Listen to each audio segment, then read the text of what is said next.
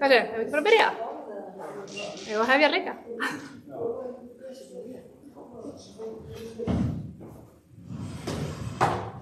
Góðan daginn öll. Þuríður heiti ég og starfa sem minjavörður á Austurlandi hjá Minjastofnun Íslands og maður kan bara bjóða ykkur öll velkomin á þetta málþing sem við kölluðum húsvernd í fortíð og framtíð. Hugmyndin á þessu málþingi á uppruna rekja til Minjaráðs Austurlands. Svona til þess að útskýra hvað minjaráð er, ég veist hvernig allir viti það, þá eru þessi starfandi minjaráð á öllum minjasvæðurum á landinu. Og þetta er samráðsvettvangur varðveislu og nýtingu menningarminja í héraði. Og minjaráð getur haft frumkvæði að uppbyggilegum verkefnum í héraði og er þetta málþing til dæmis slíkt. Ráðið hafi rætt að hafa málþing og þótti kjörið að tengja það við húsverndarárið og menningarminnadagana. En við erum að halda upp á þau ár að það eru 50 ár frá húsverndarárinu 1975 sem að markaði sem sagt þáttaskil í verndun byggingararfs hér á landi. Og svo er þema menningarminnadagana byggingararfurinn. Við erum með 3 erindi hér í dag. Og sá fyrir mér að það myndi bara halda erindi og svo ef það eru einhverjar spurningar eftir erindi þá myndi bara bera þær upp strax. Og mér langar að bjóða bara fyrst hingað upp hann Pétur Armarsson, arkitekt á Minjastofnun.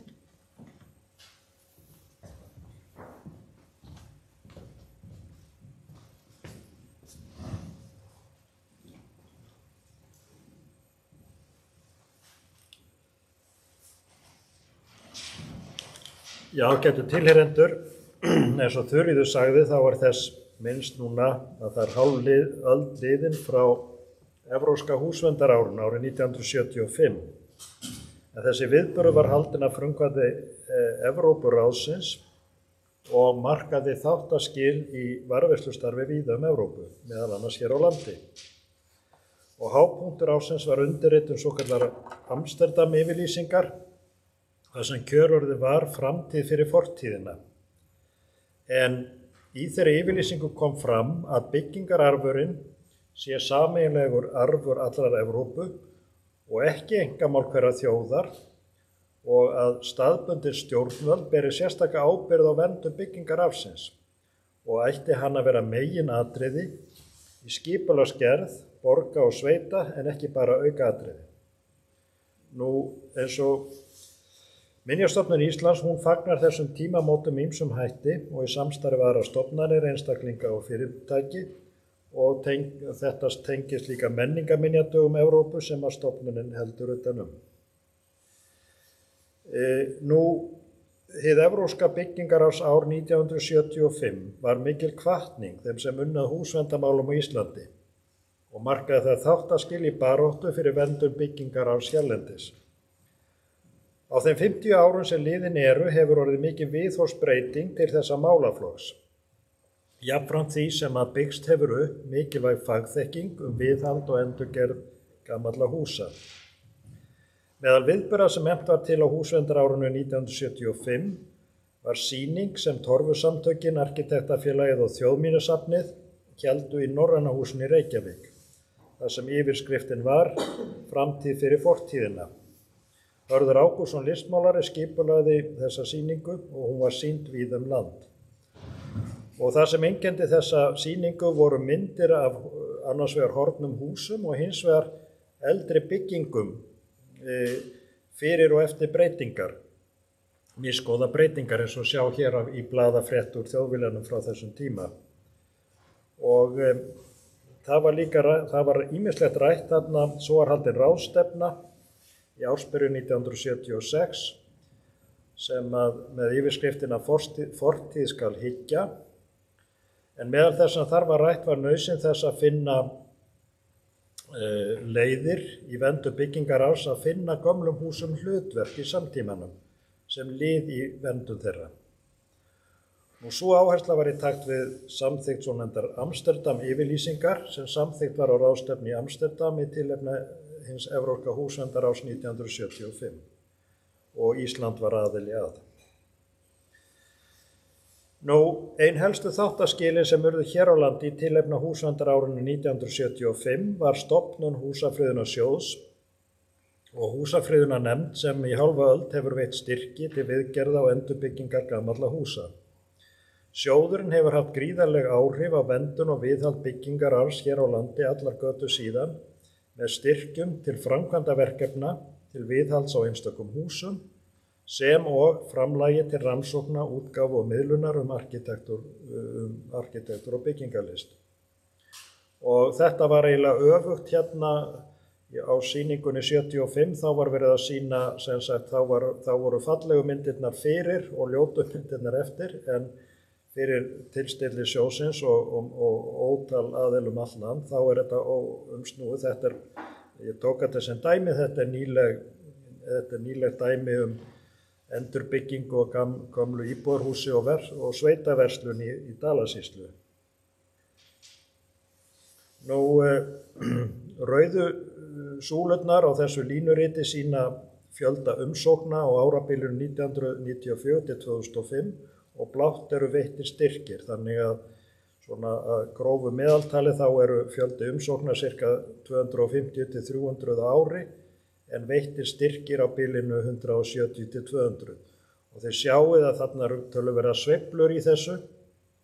Það er þannig að framlagið í sjóðinn sem að kemur að hluta til frá ríkinu og hluta til úr jöfnunarsjóði sveitarfélaga, að það hafa verið töluverðar sveiflur í þessum framlagi ríkisins frá ári til árs. Hér erum við með yfirlit yfir fjölda styrkja eftir árum, en það hafa verið á þessu árabili frá 1994 til 2005, þá hafa verið veittir alls 6.052 styrkir úr sjóðnum. Það er rétt í upphafi að spyrja þessara spurningar, hvað er húsvernd? Og Hörður Ágústsson orðaði þetta ágætlega í riti sínu íslenska byggingararfleifð, þar sem hann sagði að húsvernd væri starf og aðgerðir sem miða að því að vernda og varðveita gömul hús og mannvirki. Þetta er skilgreiningurinn, en síðan er það til hvers eru menn að þessu. Og þá vitnaði Hörður í Einar Olgeirsson, alþingismann, sem var einn af brautryðjendum húsvernd, sem af stjórnmálamönnum einn sá fyrsti sem talaði mikið fyrir húsvernd. Og hann sagði þetta: komandi kynslóðir verða ekki neinum vandræðum með að byggja hús. Þær munu búa við allsnægtir í þeim efnum sem við getum vart gert okkur grein fyrir. En eitt geta þær ekki gert. Þær geta ekki byggt gömul hús. Þau sögulegu hús sem nú verða rifin verða aldrei byggð aftur. Og þetta er kannski kjarni málsins. Svo er það annað hugtak sem er byggingararfur. Og það er skilgreint í lögum menningarminjar frá 2012. Og byggingararfur getur verið ýmislegt, ekki bara stök hús, það geta verið húsasamstæður, götumyndir, það getur verið nánasta umhverfi bygginga, en það getur líka verið ýmis konar mannvirki, samgöngumannvirki, brýr, virkjanir, stíflur, dælustöðvar, hafnamannvirki, vitar og jafnvel manngerðir hellar og réttir. Húsvernd hefur ákveðna sérstöðu í samanburði við fornleifa minjavernd almennt, og hún er sem sagt að því leyti ólík varðveislu fornminja, þar sem að markmið er í rauninni að raska ekki minjunum, og sama við gripi sem er á minjasöfnum, en hús eru jú nytjahlutir og varðveisla þeirra, hún er eiginlega háð því að þau hafa eitthvað hlutverk í samtímanum. Hús þurfa viðhald, stöðugt viðhald, og það er eiginlega engin tilgangur í því að varðveita hús ef að enginn nýtir þau. En það getur líka tekið tíma til að finna húsum verðugt hlutverk, og á þeim tímabili þá eru húsin oft í óvissu. Það er oft erfitt tímabil. En til að húsin geti þjónað hlutverki í samtímanum þá þarf oft að gera á þeim breytingar og aðlaga þær að breytilegum kröfum starfseminnar á hverjum tíma. Og það er einmitt hlutverk okkar sem vinnum við minjavörslu húsverndar hjá Minjastofnun að fjalla slíkar breytingar. Ég hef valið þetta dæmi hér sem er Alþingishúsið en þar var veitt heimild til þess að byggja við húsið fyrir allmörgum árum síðan, byggja svokallaðan þingmannaskála en hann var í rauninni algjörlega forsenda þess að gamla húsið gæti áfram þjónað sem þetta andlit og fundarstaður Alþingis. Þetta þýddi smá breytingar á húsinu sem var friðað í æðsta flokki en menn taldu þarna nauðsynlegt að fallast á þessa breytinga til að húsið héldi hlutverki sínu og táknrænu gildi. Áherslur í húsvernd mótast af sérstöðu byggingararfsins í hverju landi fyrir sig.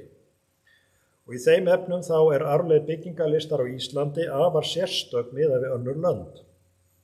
Það eru ýmsar ástæður fyrir því en kannski fyrst og fremst erfiðar aðstæður hér á landi, skortur og hentugu byggingarefni og þá er sama hvort að litið er á lífrænt efni eins og tré, timbur eða steinefni. Ísland er jú eldfjallaland og hér var ekki hráefni eða eldiviður til þess að framleiða múrstein.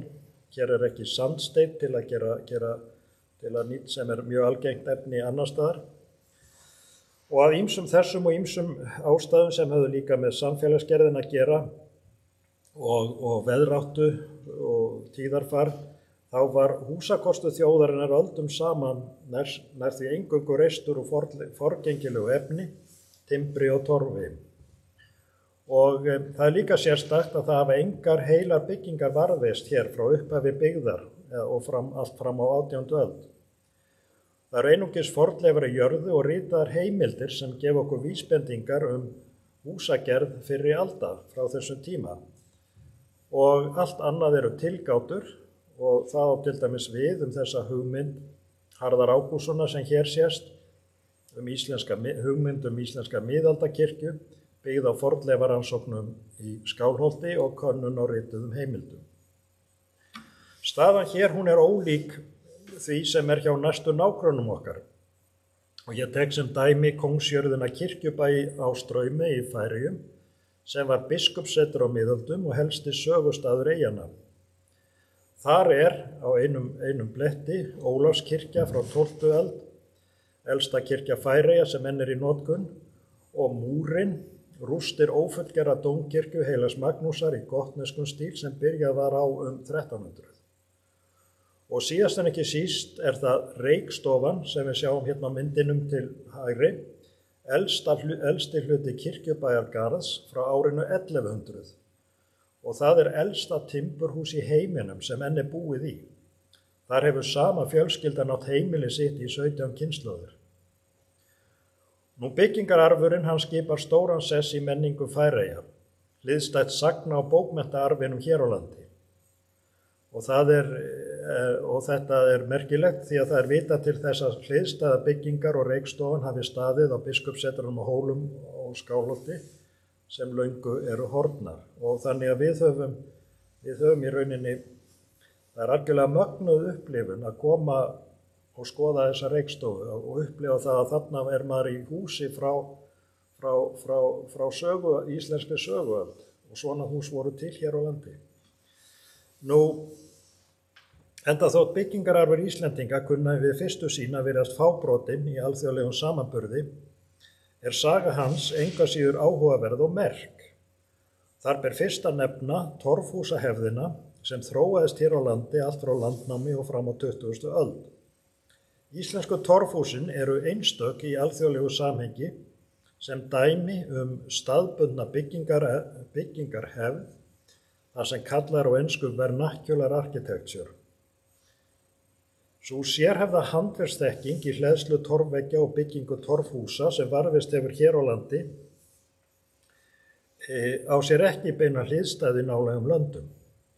Nágrannaþjóðir okkar, Norðmenn og Skotar sem einnig reistu torfhús og hlóðu veggi úr klömbru fyrr á öldum, hafa glatað niður þessari þekkingu.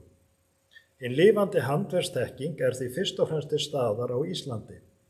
Sem óáþreifanlegur menningararfur hefur handverksþekkingin og handverkið sjálft gildi á heimsvísu og það á ábyrgð Íslendinga gagnvart umheiminum að viðhalda því og forða frá glötun.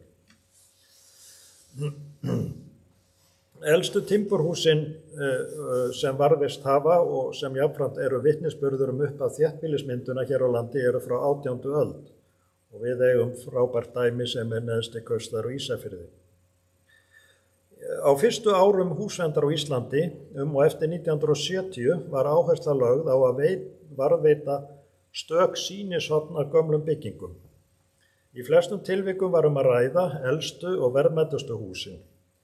Nokkur þeirra fengu að standa áfram á sínu stað en það sem byggt var í kring tók lítið mið af sögunni.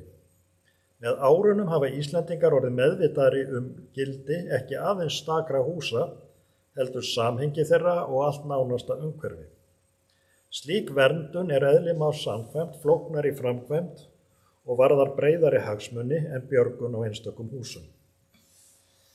Bygging fyrstu steinhúsanna úr innlendu grjóti markar upphaf húsagerðar úr varanlegu efni hér á landi í anda nýrra alþjóðlegra strauma í arkitektúr. Dönsk stjórnvöld létu hæfustu húsameistara sína teikna steinhúsin sem reist voru hér á 18. öld, þá hina sömu og voru líkt leyti að teikna og innrétta glæstustu hallir Dana. Danskir iðnmeistarar voru sendir til að hafa umsjón með byggingu húsanna, jafnframt því að þeir áttu að kenna Íslendingum nýtt verklag og aðferðir til hagnýtingar innlends hráefnis til varanlegrar húsagerðar. Og það voru alls 9 hús reist á þessu tíma, Viðeyjarstofa og kirkja, Hóladómkirkja, Nesstofa, Bessastaðastofa og kirkja, Stjórnarráðshúsið, Landakirkja í Vestmannaeyjum og elsta gerð Dómkirkjunnar í Reykjavík. Og þessi hús, þessi fyrstu íslensku steinhús, þau eru öll varðveitt og hafa öll verið fagmannlega endurgerð, eða nánast í öll,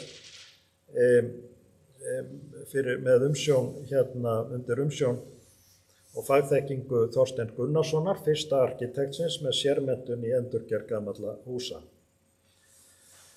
Byggingararfur timburhúsa tímabilsins sem að spannar svona frá miðri 19. öld og fram yfir 1920 setur svip sinn á elsta hluta flestra íslenska þéttbýlisstaða. Timburhúsin frá 19. öld vitna vöxt og eflingu íslenskra sjávarbyggða.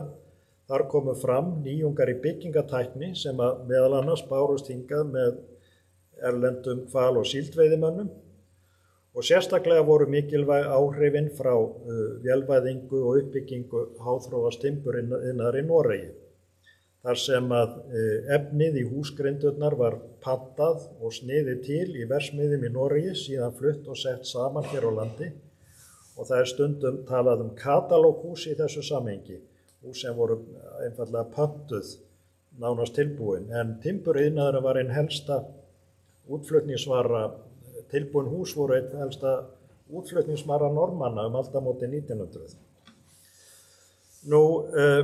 Tilkoma bárujárnsins sem flutt var inn í kjölfar verslunartengsla við England á seinni hluta 19. aldar skipti sköpum fyrir þróun timburhúsagerðar hér á landi.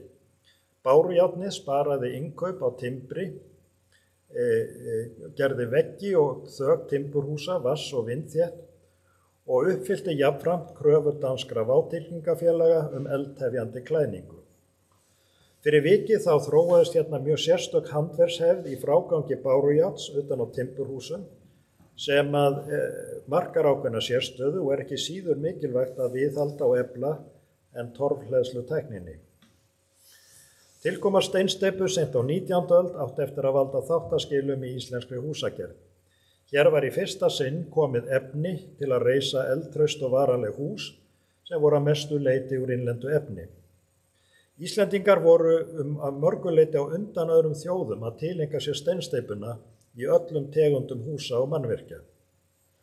En steinsteypubyggingar, þær mynda stærsta hlutana byggingararfi þjóðarinnar á 20. öld og það eitt af því sem markar honum sérstöðu í alþjóðlegu samhengi.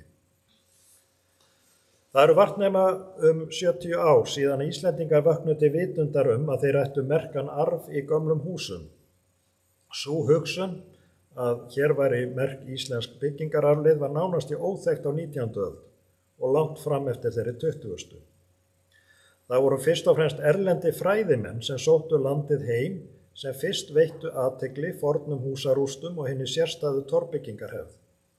Þar var fremstur í flokki danski fornleifafræðingurinn og herforinginn Daniel Brun sem að fór all land og rannsakaði fornminjar og sögustaði og líka gamlar leifaragömlum byggingum. Og fyrir hans frumkvæði þá lét hann gera líkan af íslenskri torfkirkju og torfbæ sem sýnd var á heimsýningunni í París árið 1900. Fyrsta sennilega kynningin á þessum byggingararfi á erlendri grund. Nú eftir að steinsteypan kom til sögunar snemma á 20. öld var mönnum ljóst að gömlu torfhúsin væru hluti af samfélagsgerð sem væri óðum að hverfa og myndi hverfa algerlega eftir því sem að öldina leið.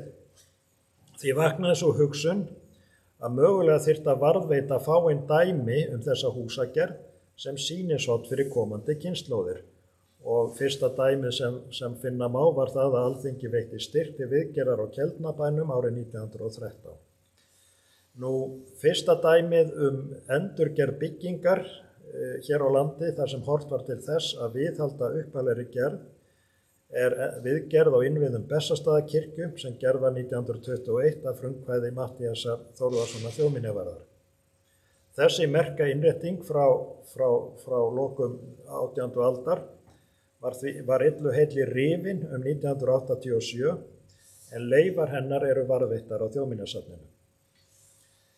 Nú, bænhúsið á Núpstað, fyrsta torfhúsið tekið var á fornleifaskrá 1931. Það mögulega elsta kirkja landsins, menn vita það ekki nákvæmlega. Bænhúsið hefur verið endurbyggt nokkrum sinnum í sömu mynd og sama stað. En þetta einmitt sérstæða íslenskra torfhúsa að það getur oft verið erfitt að ákveða nákvæman aldur þeirra. Nú síðan fóru einstaklingar að láta til sín taka. Árið 1932 þá létu hjónin Halldór Þorsteinsson og Ragnhildur Pétursdóttir gera upp gamla húsið á Kaupmannshúsið á Eyrarbakka sem verslunarstaður frá tímum einokunar en líka kaupmannsheimili sem var miðstöð menningar og lista á Suðurlandi á 19. öld.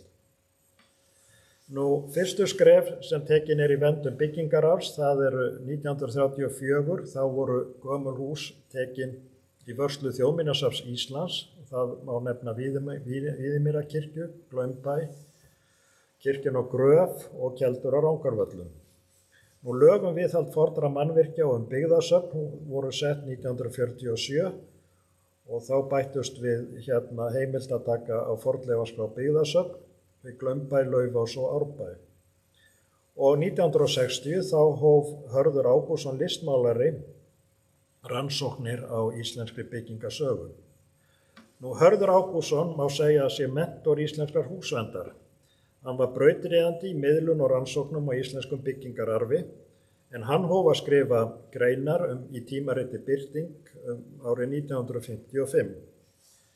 Hörður var í grunninn abstraktmálari, listmálari, sem að heillaðist að því að finna sömu hlutföll og hann hafði kynnst í sinni listsköpun í gömlum húsum á Íslandi. Og á grundvelli skrifa sinna í Birting þá hlaut Hörður styrk úr Vísindasjóði 1961 til að ferðast landið og rannsaka íslenska byggingalist. Og það var að frumkvæði Kristjáns Eldjárns þjóðminjavarðar. Hörður fór í ólíka landshluta með Skarphéðini Haraldssyni kennara og þeir mældu upp, skráðu og ljósmynduðu og birtu og síðan birtust niðurstöðu þeirra í tímaritinu Birtingi í greinaflokki með yfirskriftinni af minnisblöðum málara. Nú, á árunum 1967 til 1970 þá var unnin fyrsta húsakönnunin hér á landi í Reykjavík í tengslu við gerð nýs skipulags með tilliti til þess hvaða merku hús ætti að varðveita á Árbæjarsafni. Sú hugmynd að varðveita stök hús sem sýnishorn á fortíðinni á minjasöfnum var liður í skipulagshugsun þess tíma. Menn sáu ekki fyrir sér að gömlu húsin gætu haft hlutverk að gegna í nútímalegu miðbæ. Og það voru nokkur hús flutt af sínum uppalega stað í miðbæ Reykjavíkur og sett á safnasvæðið upp í Árbæ. En þetta var merkileg vinna þeir unnu að þessu saman Hörður Ágústsson og Þorsteinn Gunnarsson, við sjáum hérna á myndinni, og þeir gerðu kort. Þeir eins og ég segi það, áherslan var á að varðveita í þessari fyrstu húsakönnun að varðveita stök sýnishorna gömlum byggingum. Og í flestum tilvikum var þar að ræða elstu og verðmætustu húsin. Nokkur feng að standa áfram á sínu stað, en það sem byggt var í kring tók lítið mið af sögunni og það var almenna reglan að gömul byggð ætti að víkja. En með árunum þá vaknaði vitund sögulegt gildi húsa, að sögulegt gildi húsa var ekki bundið við húsin ein og sér, heldur skipti samhengi þeirra og allt nánasta umhverfi þeirra líka máli. En slík verndun eðli máls samkvæmt flóknari framkvæmd og varða breiðari hagsmuni en björgun einstakra húsa. 1969 þá voru sett þjóðminjalög með ákvæðum friðun húsa og mannvirkja, en 1970 þá var húsafriðunarnefnd skipuð. Fyrsta hlutverk hennar var að gera tillögu til ráðherra friðun húsa og mannvirkja. Og síðan voru 1973 fyrstu húsin friðuð á grundvelli þessara laga, opinbera byggingar í eigu ríkisins mestmegnis, en á þessum tíma þá höfðu sveitarstjórnir líka heimild til þess að láta friða hús, samkvæmt þessum lögum frá 70. Með 68 kynslóðinni svonefndu var mikil vitundavakning húsvernd og eftir 1970. Meðal annars voru stofnuð samtök sem beittu sér fyrir verndun Bernhöftstorfunnar í Reykjavík og svo í framhald af því Grjótaþorpinu. Og það munar sjálfsagt margir eftir þessum umbrotatímum húsverndar á 8. áratugnum.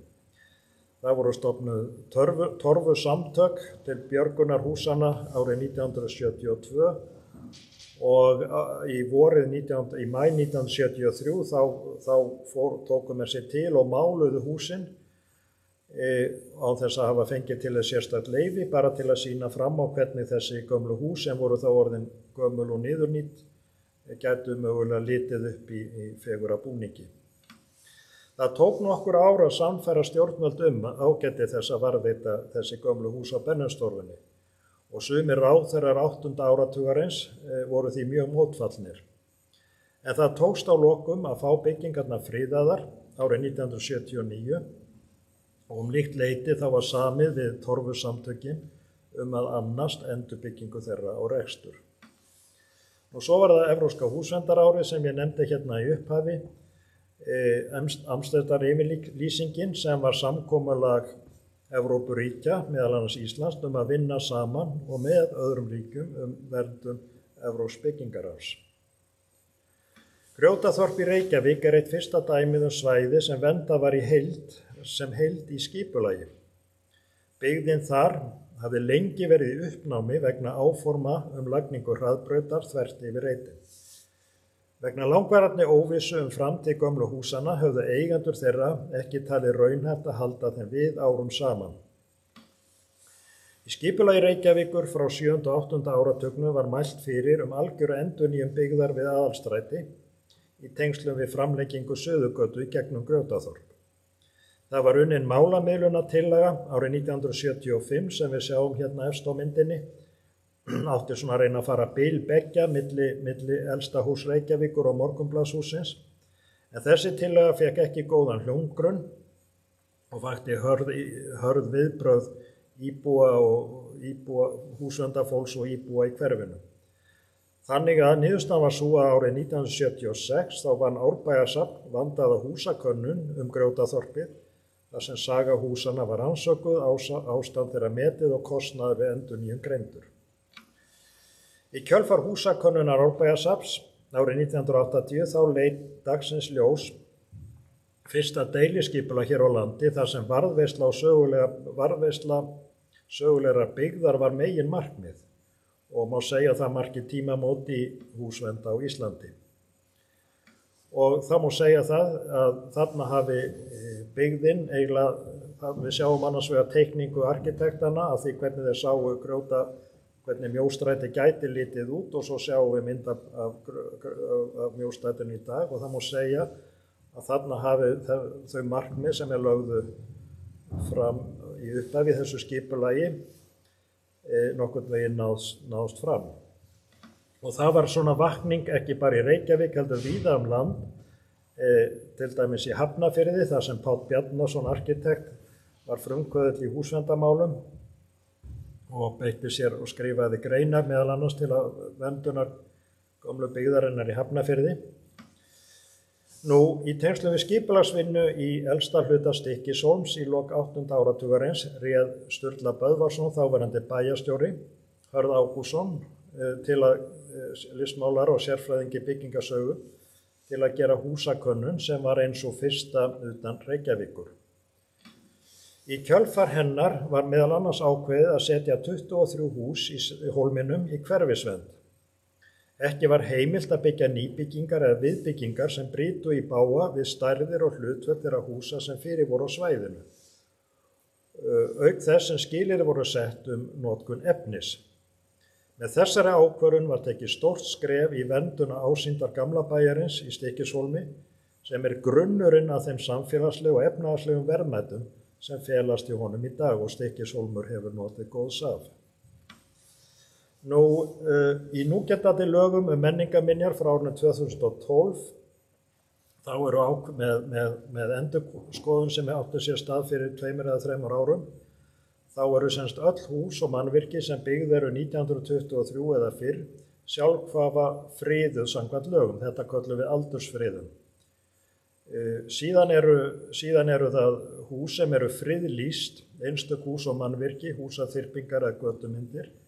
Og það má segja, æðsta stig friðunar, þá það þannig að Minjastofnun gerir tillögu til ráðherra friðlýsingu húsa eða húsaheilda og síðan það ráðherra sem tekur endanlega ákvörðun friðun þeirra. Og þetta þá æðsta stig friðunar eins og ég segi. Nú síðan í þessum lögum svokölluð umsagnarskylda, það að segja að allar breytingar á húsum og mannvirkjum sem byggð eru fyrir 1940 eru umsagnarskildar, það þarf að fá umsögn Minjastofnunar byggingarleyfisskyldar breytingar, en Minjastofnun hefur ekki neitt stjórnsýslulegt vald í þessu hvað þessi hús varðar. Það sveitarfélagið sem hefur í rauninni valdi, veitir heimildir eða hafnar þeim en náttúrulega í flestum tilvikum þá fara sveitarfélögin eftir því sem að Minjastofnun leggur til. En þeim það þó ekki skylt. Nú svo það lög verndarsvæði í byggð sem voru sett árið 2015. Markmið þeirra var að hefja til vegs og virðingar svæði í þéttbýli og byggðakjarna utan þéttbýlis allt land sem ástæða þótti til að varðveita vegna svipmóts, menningarsögu eða listræns gildis. Skilmálar verndarsvæða taka ekki einungis til mælikvarða og stíls þeirra bygginga sem á svæðinu, heldur lagðar línur varðandi liti húsa, þakefni, gluggagerðir, grindverk, yfirborðsefni, götulýsing og ýmislegt annað sem hefur áhrif á heildarásýnd umhverfisins. Stýring á umferð og staðsetning bílastæða getur verið meigamikið atriði í skilmálum verndarsvæðis og líka aðhald með umfangi, efnisvali og útliti nýbygginga sem hafa mögulega áhrif á þessa heildarmynd. Og þetta sem sagt Minjastofnun annast ekki framkvæmd verndarsvæða, það sveitarfélögin sem þurfa að eiga frumkvæði að því að óska eftir við ráðuneytið að efna til verndarsvæðis. Minjastofnun fyrst og fremst umsagnaraðili en þetta þá meira mál og náttúrulega mál hvers og eins sveitarfélags hvað menn kjósa að ganga langt í þessum verndarsvæðum. Nú þetta svona tölfræðin, það eru 557 hús og mannvirki sem friðlýst samkvæmt ákvörðun ráðherra. Þar af 215 friðlýstar kirkjur. Nú hús sem falla undir 1923 aldursákvæði sem áður var 100 ára regla, Það var sem sagt þegar lögin voru sett 2012 þá töluðu menn 100 ára reglu, þannig alltaf það bættist alltaf við hópur af húsum á hverju ári. Þetta þóttu mennum ekki alveg nógu sniðugt, þannig að það var ákveðið fyrir 2 árum að festa þetta ártal og binda það við árið 1923. En þetta munu vera 4.000 hús og síðan eru umsagnarskylduhúsin sem byggð 1924-40 eru 8.700. Nú elsta friðlýsta hús á Íslandi trúlega Keldnabærinn, að grunni til einhverju viðir í húsinu frá 14. öld, en yngsta húsið byggt árið 1983 og stendur út á Álftanesi. Bara örstutt Minjastofnun Íslands sem að annast framkvæmd minjavörslunar í landinu fyrir hönd ráðherra eða ráðuneytis. Hún tók til starfa árið 2013 og var til við sameiningu fornleifaverndar ríkisins og húsafriðunarnefndar ríkisins. Og hún starfa samkvæmt lögunum frá 2012 og hún í forstöðumaður Minjastofnunar Dr. Rúnar Leifsson og hún byggir, það eru mismunandi svið, það rannsóknar- og miðlunarsvið, það minjavarðasvið, og það húsverndarsvið. Nú, Minjastofnun, sem sagt, Minjastofnun með minjaverði í flestum landshlutum. Við sjáum hérna þessi umdæmi minjavarða og Þuríður okkar, hún einmitt minjavörður Austurlands og þið sjáum að hennar svæði eitt af umfangsmesta á landinu. Nú, Minjastofnun til ráðgjafar eru 2 nefndir, það annars vegar fornminjanefnd sem markar stefnu verndun fornleifa og fornleifarannsókna og fjallar friðlýsingar og sér líka úthlutanir úr fornminjasjóði. Og svo það húsafriðunarnefnd sem núna bara ráðgjafandi nefnd en var einu sinni sjálfstæð stofnun með forstöðumanni, en hún markar stefnu verndun byggingarársins og fjallar tillögum friðlýsingu og afnám friðlýsinga, breytingar á friðlýstum húsum og svo veitir hún umsögn styrkumsóknir úr húsafriðunarsjóði. Og að lokum húsverndarsviðið sem ég starfa við. Þetta ekki fjölmenn opinber stofnun, við erum 2 fastráðnir arkitektar og 1 verkefnastjóri sem annast húsafriðunarsjóð. Og við erum með allt landið undir, hvað varðar þessa húsvernd. Vissulega það þannig að minjaverðirnir á ólíkum svæðum, þeir fjalla nú mest skipulagsmálin, en öll húsamál þurfa meira og minna að koma inn á okkar borð og við veitum þá ráðgjöf eða þá bara gerum umsagnirnar sjálf. Nú, það líka auk þessara lögbundnu verkefna mikið að það sé leitað til Minjastofnunar vegna breytinga á yngri húsum, til dæmis húsum eftir merka arkitekta frá seinni hluta 20. aldar sem að talin eru hafa sérstakt gildi sem byggingarlist. En þá held ég að ég sé búin að svona tæma minn viskubrunn í bili og bara þakka kærlega fyrir að fá tækifæri til að vera hérna með ykkur í dag. Takk fyrir mig.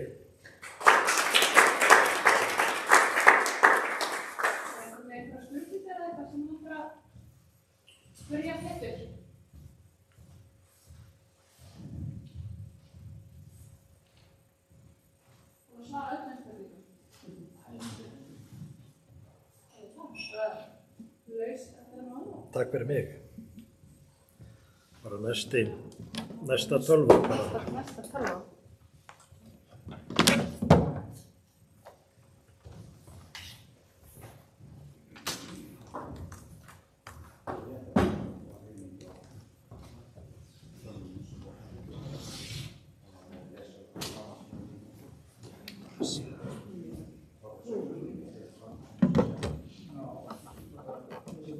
Svona.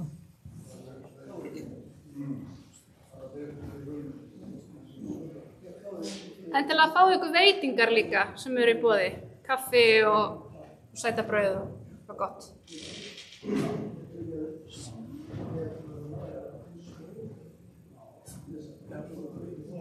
Þetta svo bara með öðrunni.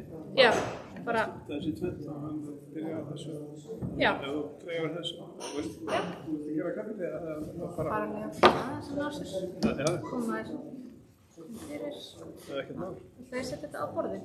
Já, það er hérna bankinn hérna. Já, hann er hérna. Það dreifi. Það er snill. Það er ekki aðeins að fá sér. Já, endilega fá okkur veitingar á.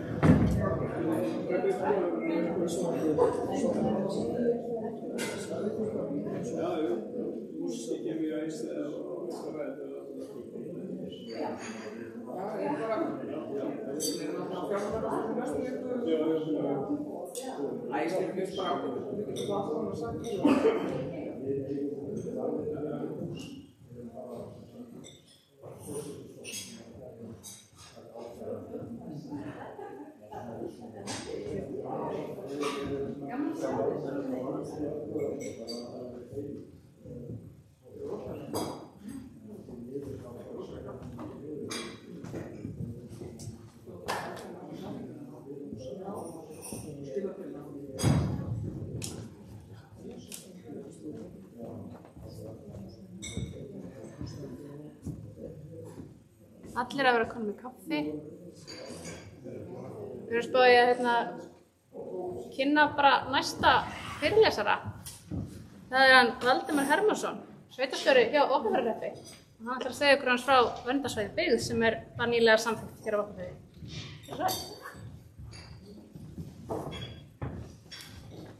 Já, takk fyrir það og eins og framkemur þá er ég Valdimar Hermannsson, hérna ráðinn sveitarstjóri á Vopnafirði.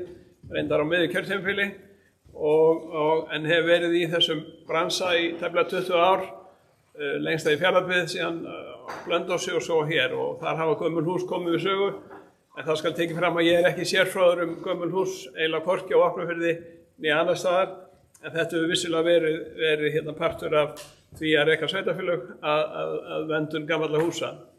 Ég vil samt leyfa mér að fara víða öll þessu tengt og þegar ég var í sveitstjórninni í Fjarðabyggð að þá heyrði ég sögur af því og við þekkjum öll hérna sem að þekkjum Austurland að gömlu húsin á Seyðisfirði, Eskifirði, Fáskrúðsfirði og svo Djúpavogi að fengi athygli bæði og gott utanumhald og þó svo að Reyðarfjörður þá og Neskaupstaður eru þar góðar undirtekningar gömul hús og þá var þetta meira svona iðnaðardrifið og atvinnudrifið og það fræg sagan að fyrrum sveitarstjóri í Neskaupstað fyrir sameiningu Fjarðabyggð og hún var ekkert bent á það að vegna atvinnuuppbyggingar væri verið að rífa elsta húsið í bænum sem var reynda búið að koma í mikla niðurníðslu og þá sagði hann eftir smá hugsun við skulum bara átta okkur á því að þegar þetta hús er farið þá verður bara eitthvað annað hús, elsta húsið í bænum.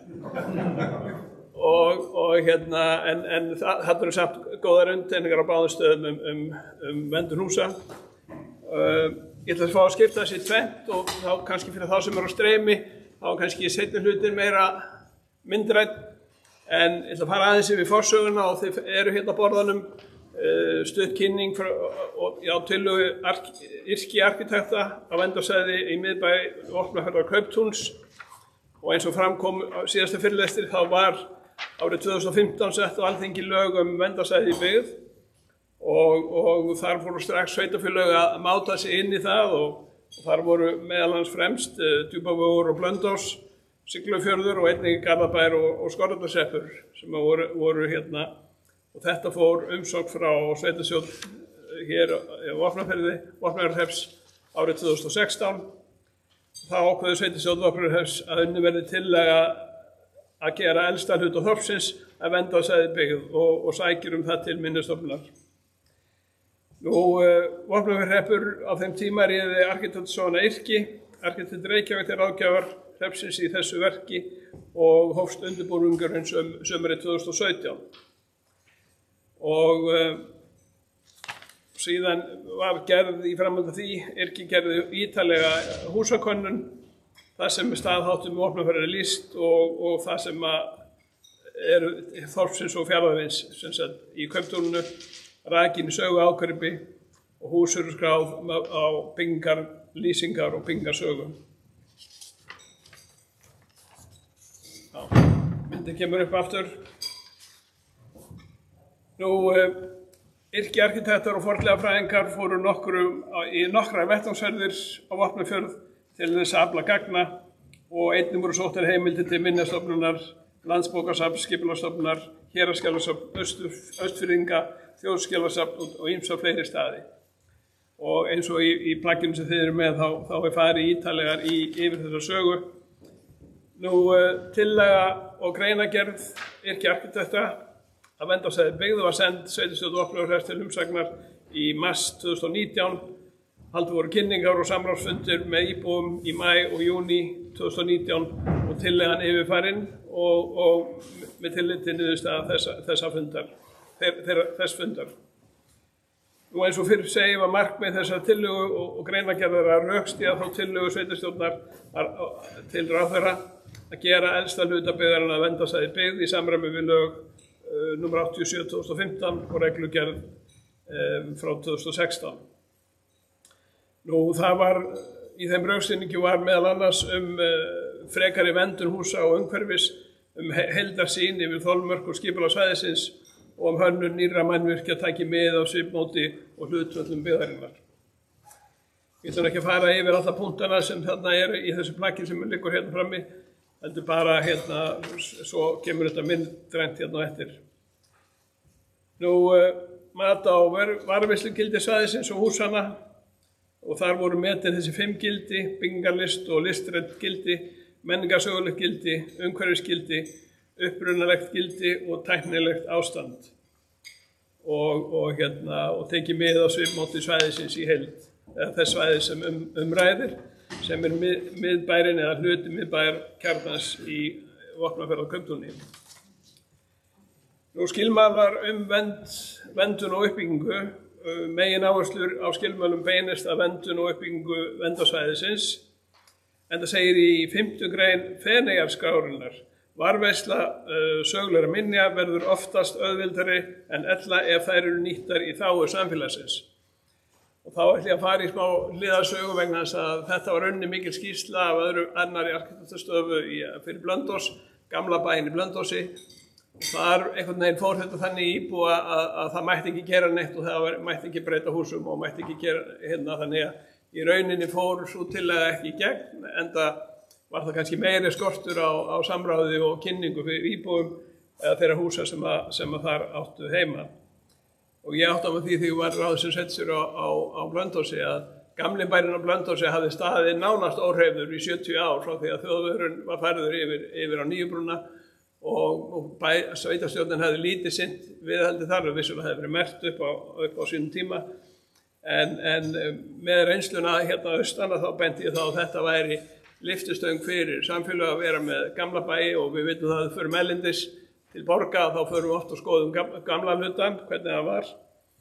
En Feneyjarskráin frá 64, miðlæg og alþjóðlega viðurkennt viðmið í minni vernd. Og hérna, en þannig í mikilvægt í þessu einmitt að þetta sé, að verndunin sé á húsunum og sögunni, en það hamla ekki frekar uppbyggingu á svæðinu eins og kemur fram á kynningun og eftir.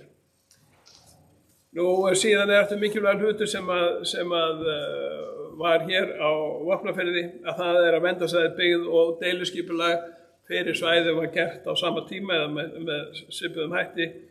Og hérna enda segir að sveitarstjórn skal tryggja ákvörðun ráðherra verndarsvæði byggð endurspeglist í skipulagsáætlunum sveitarfélagsins. Nú, já, eins og fram í þessu verki var alveg svo leið að gera vinnadeiliskipulag samhliða tillögum verndarsvæði byggð og hefur það reynst farsælt í þessari framvindu. Nú síðan hérna já, og ég hef búin að koma inn á samráð íbúa, það einfaldar ferlið og gerir allt skýrara. Það sem á glærunum og ég ætla að stikla á og fyrir utan það sem hérna liggur frammi stóra skýrslan sem að köllu plássið og eins vinnuferlið sem að fór mest fram árunum 2016 og 17, byrjaði á 2016 og var gerð áfangarskýrsla 2019. Og síðan hefur þetta verið í vinnslu meðal annars með tillit til deiliskipulagsins. Það var haldið hérna í vor á Reyðarfirði svona svipum málstofa þróun miðbæjarkjarna hjá sveitarfélögum, minni sveitarfélögum út á landi. Og þar var kynnt þetta verndarsvæði byggð og hvernig þetta væri hægt að horfa á þetta til lengri tíma og ég ætla að renna það snögglega yfir þetta og þá kemur líka upp nánar svæði sem ræða. Þetta sem sagt miðbærinn eins og hann var fyrir á öldum. Nú get ég ekki flett þessu niður. Já, ég tókst á þann en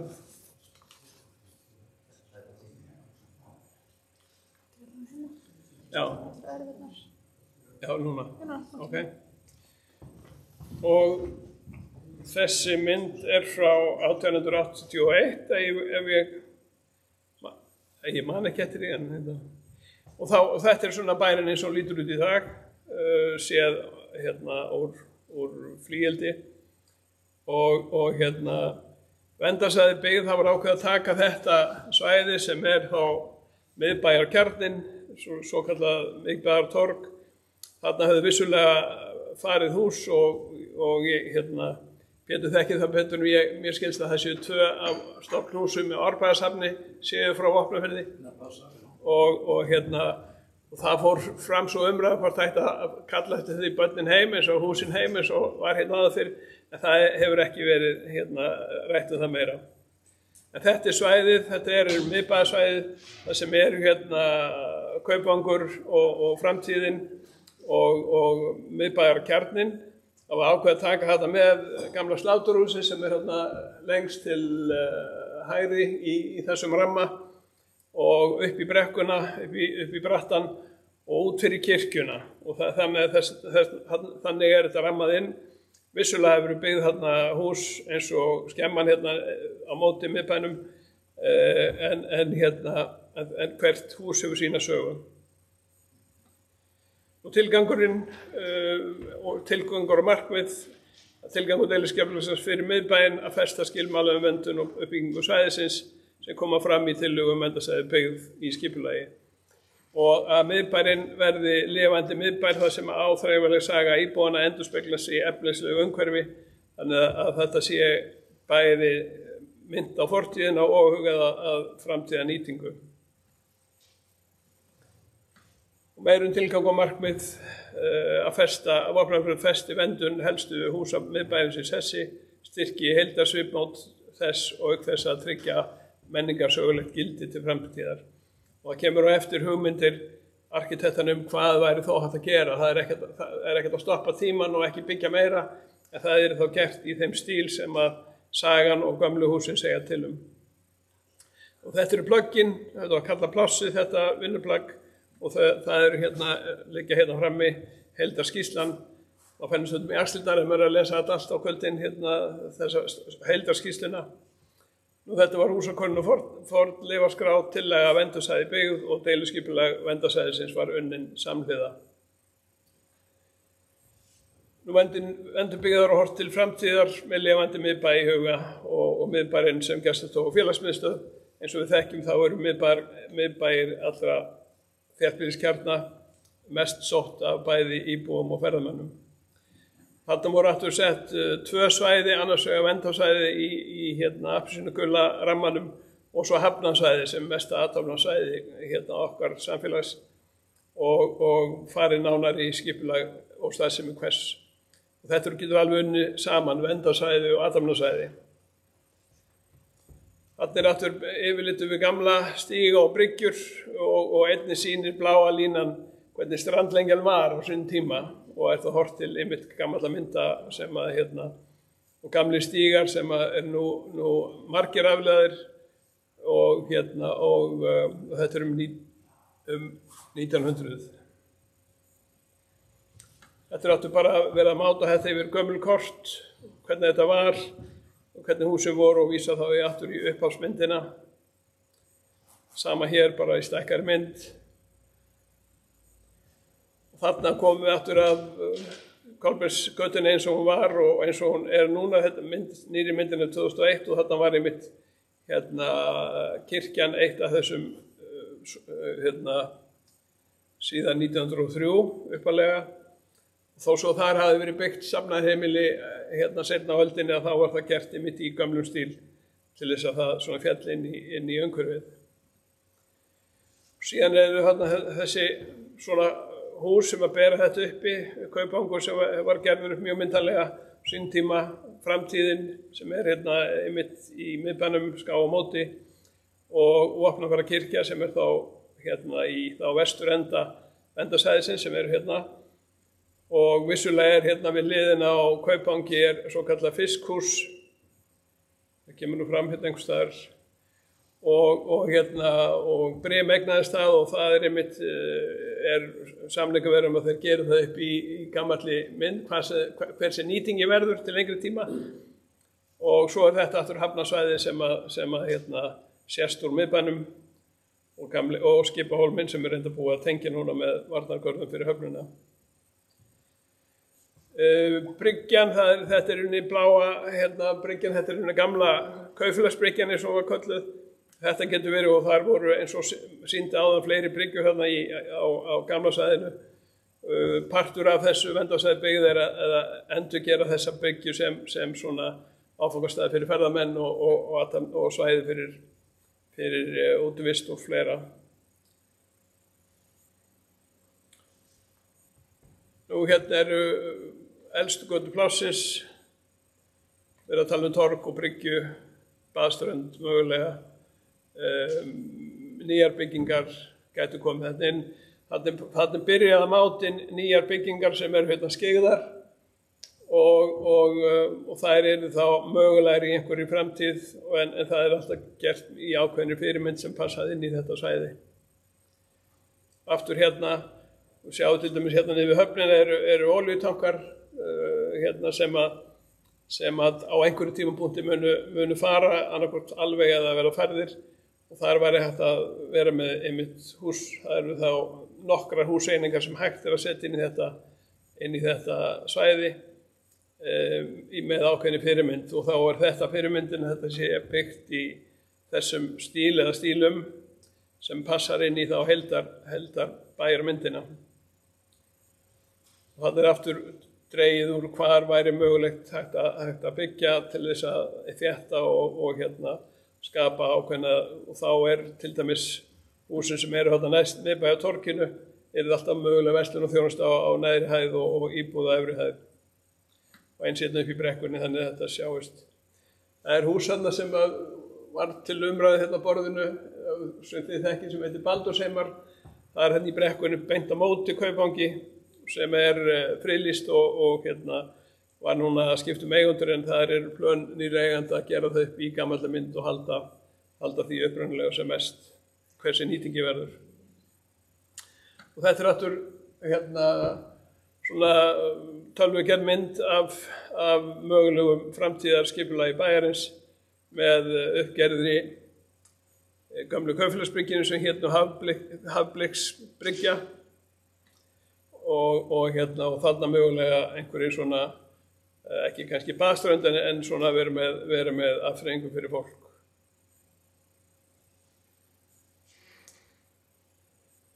Og sjáum við þetta eins og þetta núna, þá blasir þetta við vinstra megin Kaupangur uppgerður og fyrir miðju svo kallað fiskhús, fisk- og salthús sem eitt elsta fiskvinnsluhús í bænum og það stendur til að klæða það, að gera það upp í gamalli mynd, þannig að það passi inn í þetta miðbæ á torg, og svo væri mögulegt að setja þarna, eftir að það búið að taka það í gegn, að setja þarna hús sem myndi passa þarna inn í bæjarmyndina og þétta þetta í þeim stíl. Og þetta bara svona hugmyndir arkitekta að mögulegri framtíð og þetta svona síðasta glæran, þetta tekið utan frá séð inn í bæinn, lærdómur að þessari vinnu að saga sé notað sem inntak, þetta sé ekki ofhamlandi, þetta sé gert í samvinnu við íbúana, þetta sé verndun en ekki bann mögulega þróun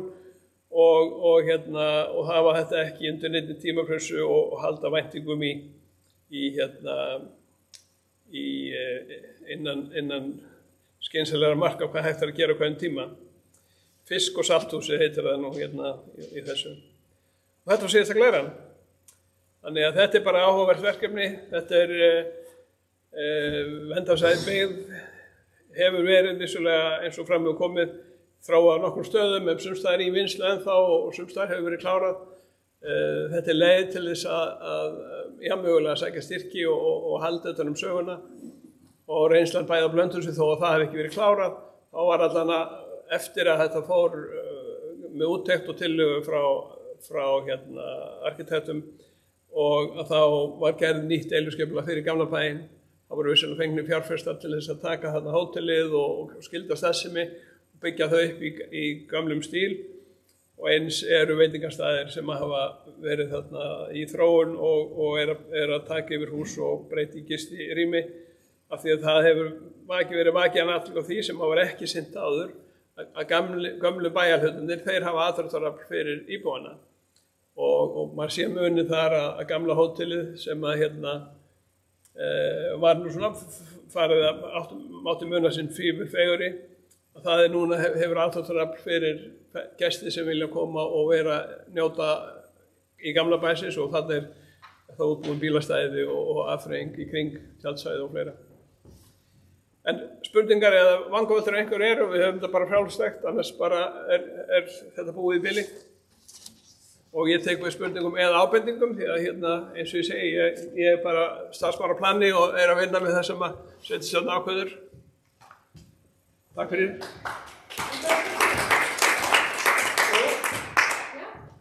Ég bara hugmyndir í gangi núna eitthvað sem á að fara af stað.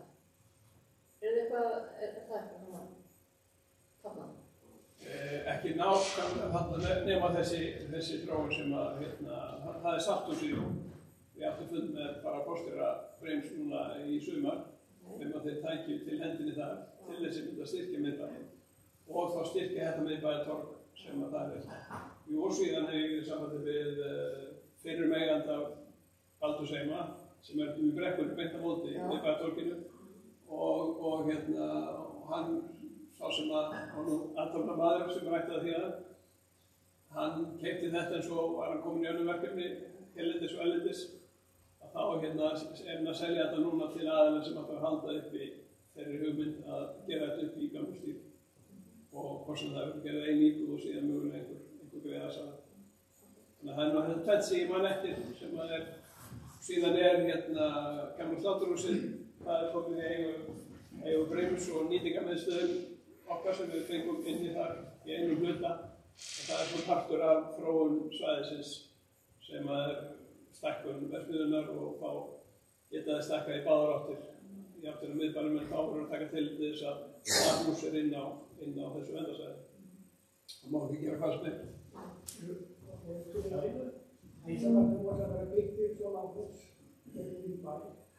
Það var hugsaði ekki að byggja kannski upp einhverjum gömlum sem að húsin eins og við voru á Hraunfelli og Flugvöllarstöðum og eitthvað svoleiðis að nýju húsi sem við byggt í bæ og yrðu með sema úr gömlum sem hér í Jóhanni.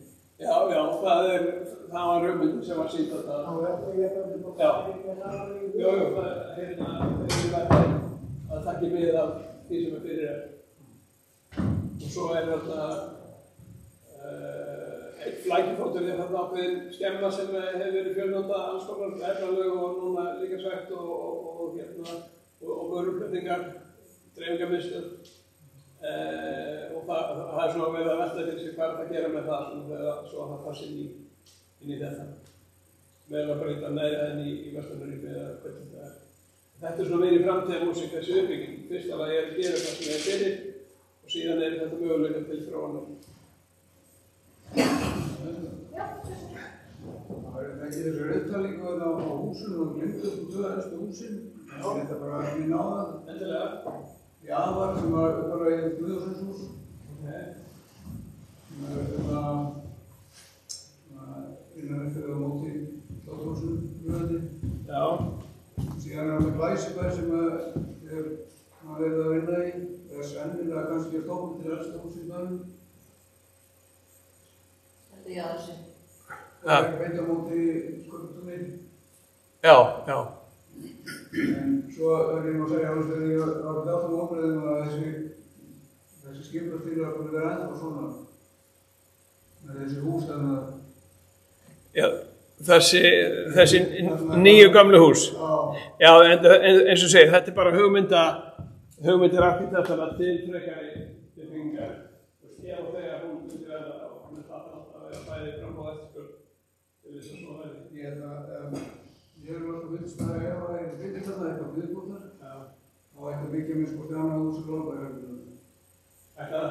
Byggja annað Árbæjarhúsafni. Já. En þetta eru þeirra hugmyndir af sko hvernig húsi getur lítið út og það þurft að vera á. En svo er gæt með þetta líka, það er gata þarna, hafnarbyggjum með þetta vinnandi. Já. Og hún lítur að þurfa að vera áfram aðal gata. Fram upp, inn fyrir og niður fyrir þetta er önnur leiðin af höfninni. Meina henni verið að skipuleggja hann. Það var ekkert komst inn á það svæði en það var og mættan. Og það hugsa menn sér að fara mjög óheilbrigðastöð. Og hvernig hugsa menn sér að gera upp það sem það kallar Gaurumsbryggju. Já. Það var bara fyrsta bryggjan sem var byggð, steinbryggjan sem var byggð. Þú sér það að Hafnarbyggðin, það er ennþá akstursleið þarna inn í og niður fyrir. Það er reynd eins og eftir að setja á svona hlykkja á hana og gera hana svona torfari fyrir stærri bíla. Já. Þarna bara, er mesta þungaður. Þannig bara trailerar með fisku, vörur. Jú, en það myndum væntanlega þeim er beint hinum meginn frá, en þetta er nú bara, eins og segir, þetta er bara tillögur að þessu. Ég var bent að ég var að róta þess að þetta er ekki einhverju breyting. Hvernig hugsa menn sér að gera við svona breyting? Lendur inn á verðarsvæði, Já. En þetta er möguleg þróun til sko langs tíma, þannig að það er ekki þar sem þetta verið gert með þessum hætti.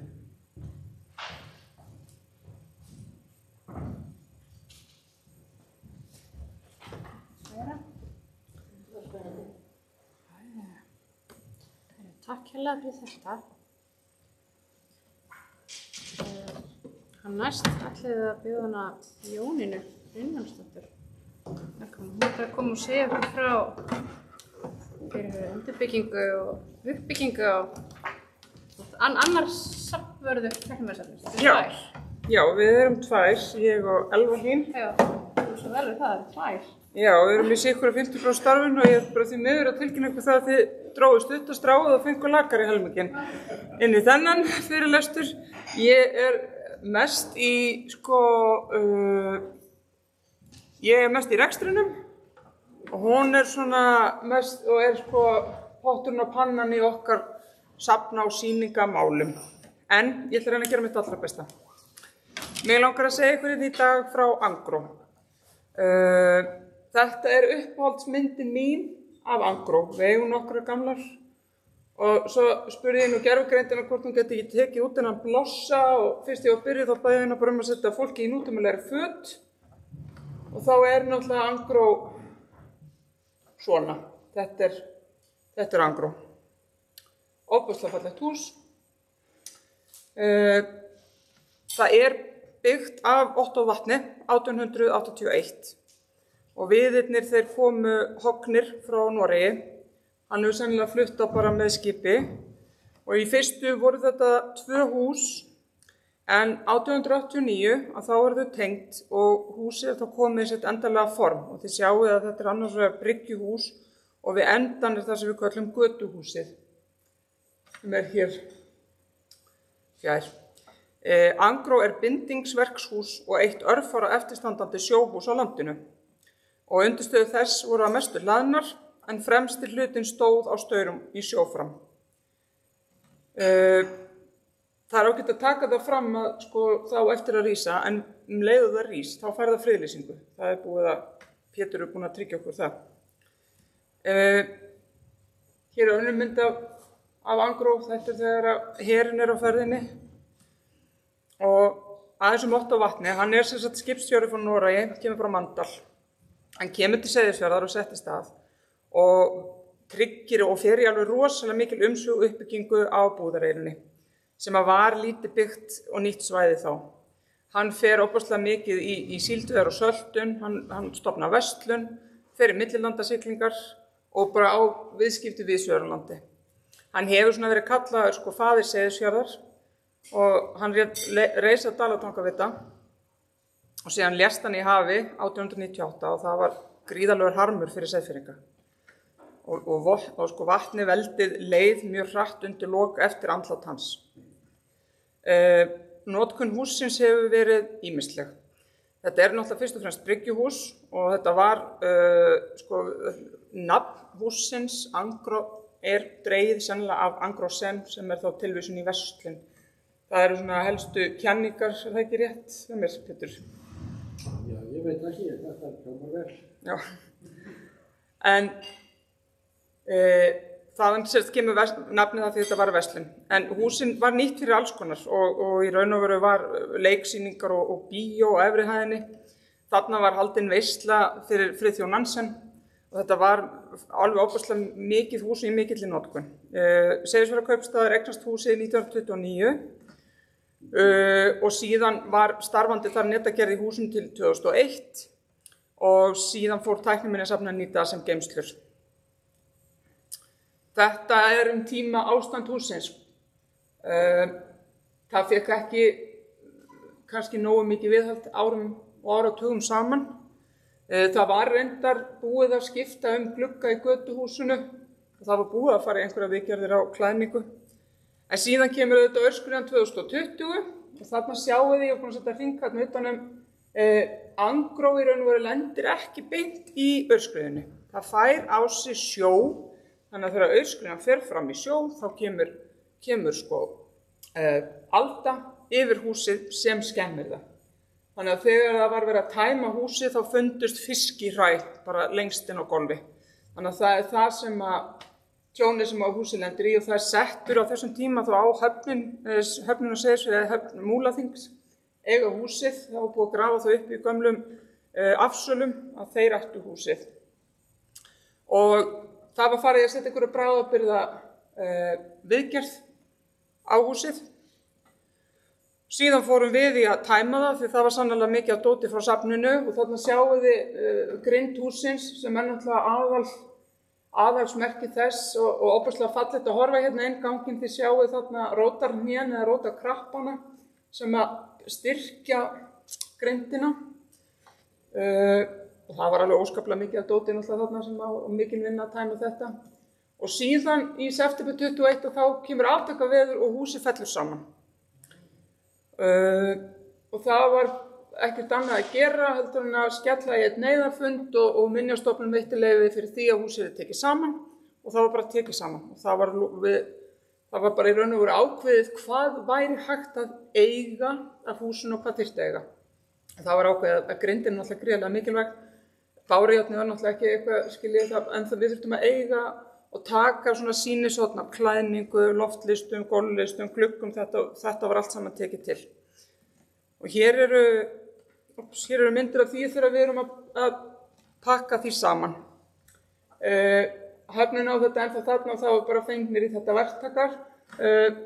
Þarna er sá sem hefur verið að stýra verkinu og verið með aðkomu húsinu alla tíð er Elvar Már Kjartansson sem er bara strákur mínum aldrei að segja fyrir, hann er ekki menntaður húsasmiður en hann er algjörlega orðinn sérhæfður í smíði gamalla húsa og glugga. Hann í raun og veru var að vinna alltaf fyrir Tækniminjasafni í einhverjum svona hjáverkum og var búinn að smíða gluggana í götuhúsi og alltaf og hann er búinn að vera með puttan í húsinu árum saman. Og hann stýrði þessu verkefni og hann er ennþá að stýra því fyrir okkar hönd. Og hér er hann. Við sjáum hvernig hann er að strjúka viðinn af mikilli alúð. Það er að því að hann hefur mjög mikla alúð fyrir þessum við. Og við í raun og veru tókum grindina af Angró og fórum með hana í risastóra skemmu út á Strönd. Og skemman er það stór að við náðum að endurreisa húsið þar inni, ekki heilt sinni, við náðum að setja upp 1/3 í senn. Af jarðhæðinni 1/3 í einu og svo efri hæðinni 1/3 í einu. Til þess að komast í það að laga það sem þyrfti að laga. Af því það er þetta þannig að þessi grind kemur innflutt til landsins og hann er bara púslað saman. Þetta er eins og IKEA innrétting þetta. Það bara fer 1 á 2 og 2 á 3. Og þetta er fingrafar hússins sem er á öllum þessum bólum og við höfum sett okkur í samband við norska sendiráðið til að reyna að átta okkur á því hvaðan kemur þetta. Því þetta er það sem mér skilst að sé einhvers konar einkennismerki úr framleiðslunni í Noregi. Þannig að þetta ætti að segja okkur hvar það var framleitt og af hverjum og við höfum bara ekki elta nógu mikið upp en ég held að í tengslu með endurbyggingu húsins núna þegar það fer að rísa og verður bara rosalega áhugavert og skemmtilegt að komast að því hvaðan raunverulega kemur þetta timbur og þetta er lykillinn að því. Talandi fegurðin í gömlum húsum. Hér er sem sagt rótarhnén sem ég var að vísa til áðan, rótarkrappi, held ég sé að segja þetta rétt. Þetta eru tré sem að vaxa í Noregi á miklum klöppum og þá fara ræturnar bara í 90 gráður. Og við keyptum, af því sumur af þeim skemmdust, og við keyptum sem sagt frá Noregi í fyrra, nokkrar í viðbót sem okkur vantaði upp á til þess að styrkja grindina. Og hann var svo glaður, sá sem að selda okkur þetta í Noregi, að hann var mjög fjárfestur í þessu verkefni hjá okkur og þeir Elvar held ég að sendi ennþá myndir á milli.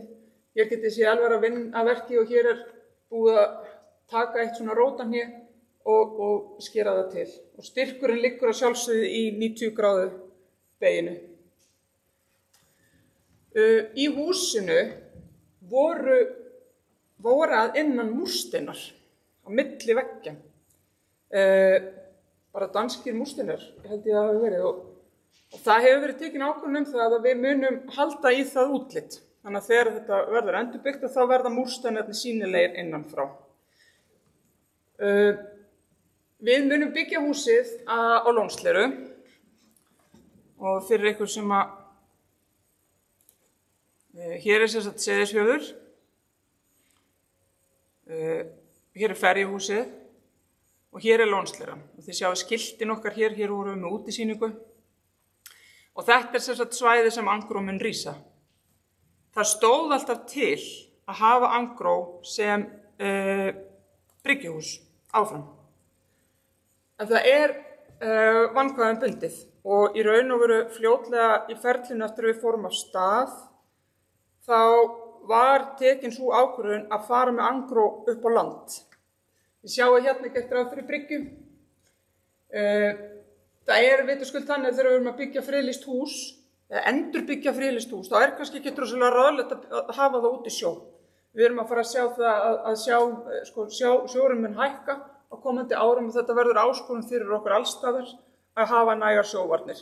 Þannig að það var í raun og veru mjög fljótlega tekin ákvörðun það að færa húsið bara upp á land og það var gert í samtali og samræði við Minjastofnun og það einfaldi okkur hlutina mjög mikið varðandi frekari þvætti.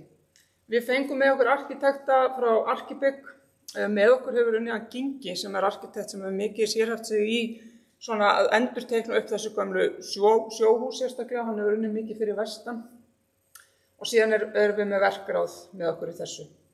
Þau í Arkibygg komum með þessa tillögu og þið sjáu að það eru 3 hús í nýbyggingu við hliðin á Angró en við munum bara byrja á því að reisa 1 af þeim. Hitt svona framtíðarmúsík. Og hér það þetta safnasvæði og svona mun þetta líta út. Hér nýbygging.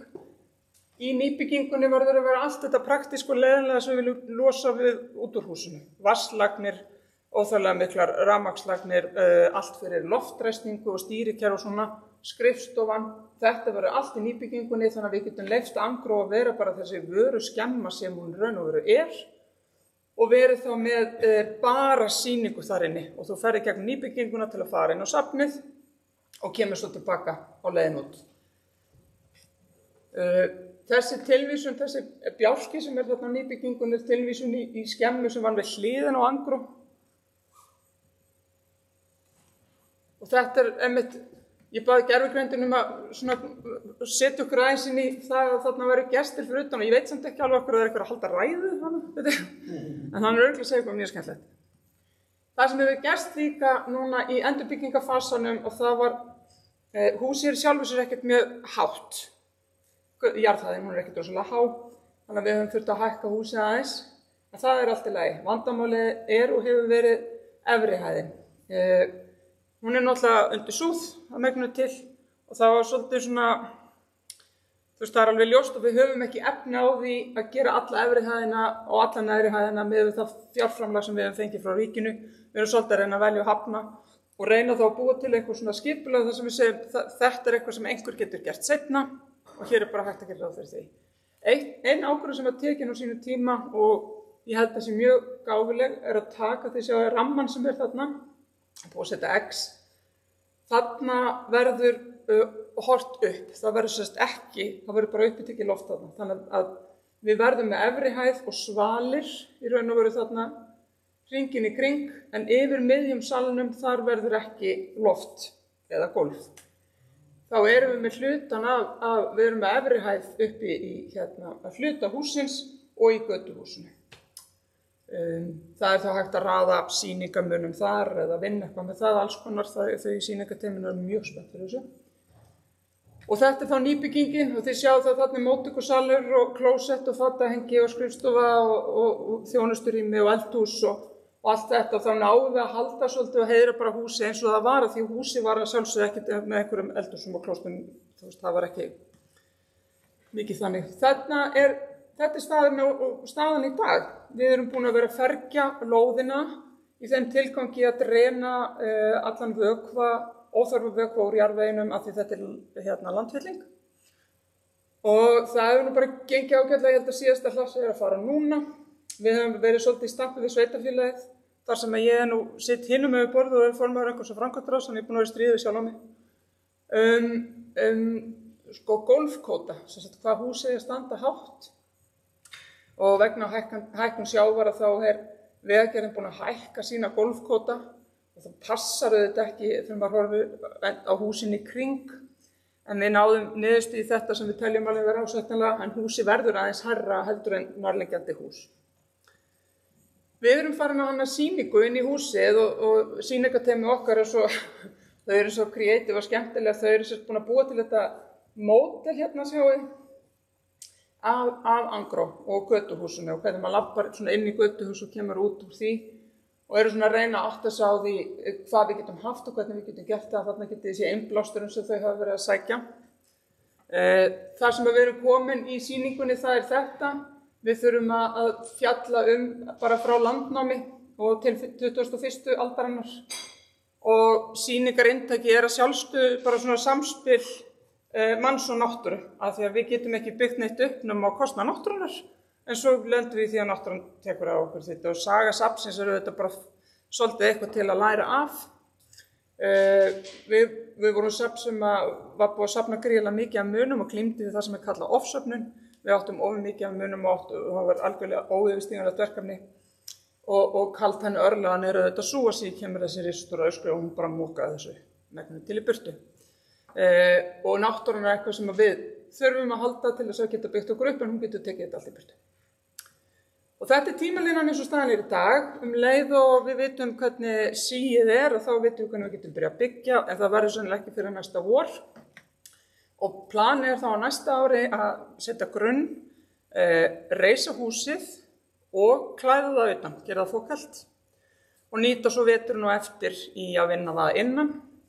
Og nýbyggingin kemur svo í framhaldinu. Nýbyggingin auðvitað dálítið háð því hvað Angró mun kosta okkur.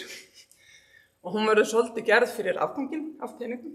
Af því að safnið fékk bætur eftir aurskriðutinnar. Fyrir þau hús sem við mistum fengum við bætur. Og við höfum fengið fjármuni frá ríkinu og við erum búin að sækja núna til ráðherra stoppstyrki sem hægt að fá þegar þeir eru að reisa safnahús. Við höfum ekki fengið svar við því. Og já, maður sjá. Mér langar að sýna ykkur 2 vídeó. Af því arkitektarnir voru nú svo snjöll að hendi í svona vídeó. Það er ekki.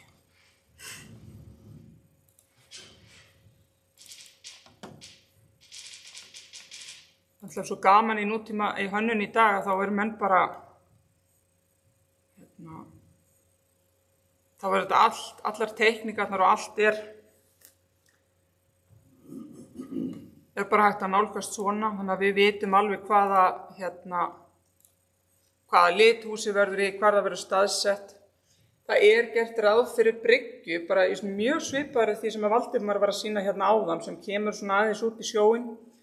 En ég ætla bara að vera leiðileg rekstrarmanneskja og segja bara við skulum bara sjá hvað við komumst langt. Við ætlum allavega að reyna að gera pall í kringum húsið. Mögulega verður bryggjan unnin síðast. Þetta þarf alltaf að haldast í hendur við það hvað er raunverulega hægt. Fyrst og fremst þetta bara markmið að ná að reisa húsið og gera það að flottum sýningastað.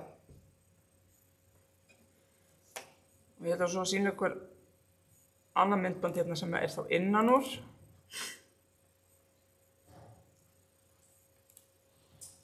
Og það er nú svolítið hægt tekið.